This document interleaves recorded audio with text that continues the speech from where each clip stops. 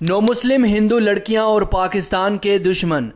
صوبہ سندھ سے تعلق رکھنے والی دو ہندو لڑکیوں نے اسلام قبول کر کے دو مسلمان لڑکوں سے شادی کر لی۔ میڈیا پر خبر چلائی گئی کہ ہندو لڑکیوں کو اغوا کر کے جبری مذہب تبدیل کر کے مسلمان بنایا گیا۔ وزیر اطلاعات فواد چودھری اور وزیر اعظم عمران خان سمیت دیگر پارٹیوں کے سیاست دانوں، سوشل میڈیا صارفین نے میڈیا پر چلائی جانے والی خبر کی روشنی میں اس اقدام کی مذمت کی۔ غیر ملکی N G Os, foreign funded media سمیت لبرل سیکولرز نے اس خبر کی آڑ میں نظریہ پاکستان، نظریہ اسلام، علماء اکرام اور دین اسلام پر چڑھائی کر دی۔ حکومت نے نکاح پڑھانے والے قاضی اور 7 دیگر لوگوں کو گرفتار کر لیا۔ 9 مسلم ہندو لڑکیوں نے ویڈیو پیغام جاری کیا کہ جس میں انہوں نے اعتراف کیا کہ انہوں نے اپنی مرضی سے اسلام قبول کر کے شادی کی ہے۔ الرحمن الرحیم، لا الہ الا اللہ محمد رسول اللہ۔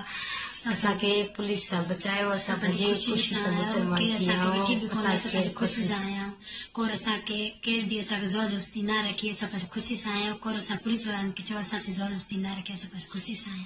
لیکن میڈیا اور سیکولر لابیوں نے ان کے اعترافی بیان کو تسلیم کرنے سے انکار کر دیا۔ بعد ازاں دونوں 9 مسلم لڑکیوں نے عدالت میں درخواست دائر کی جس میں وزارت داخلہ، وزیر اعلیٰ سندھ مراد علی شاہ، آئی جی پولیس پنجاب سندھ اور اسلام آباد پیمرا، پاکستان ہندو کونسل کے نمائندہ اور رکن قومی اسمبلی رمیش کمار اور دونوں لڑکیوں کے والد ہری لال کو فریق بنایا گیا۔ درخواست میں کہا گیا کہ میڈیا میں ہندو لڑکیوں سے متعلق غلط پراپوگنڈا کیا جا رہا ہے جس کی وجہ سے دونوں بہنوں اور ان کے شوہروں کی جان کو خطرات ہیں۔ انہوں نے کہا کہ دونوں بہنیں عرصہ دراز سے اسلامی تعلیمات سے متاثر تھی، لیکن جان سے مارنے کے خوف کے باعث دونوں لڑکیوں نے اسلام قبول کرنے کا اعلان نہیں کیا۔ درخواست میں کہا گیا کہ 1973 کے آئین کے آرٹیکل 9، 20 اور 35 میں شہریوں کو آزادی کے ساتھ ساتھ اپنی مرضی کے مذہب پر عمل کرنے اور شادی کی اجازت دی گئی ہے، اس لیے فریقین کو ان کی زندگیوں میں مداخلت سے روکا جائے۔ متن میں کہا گیا کہ ہم نے اسلام زور زبردستی سے قبول نہیں کیا۔ اسلام قبول کرنے کے بعد رینا کا نام نادیہ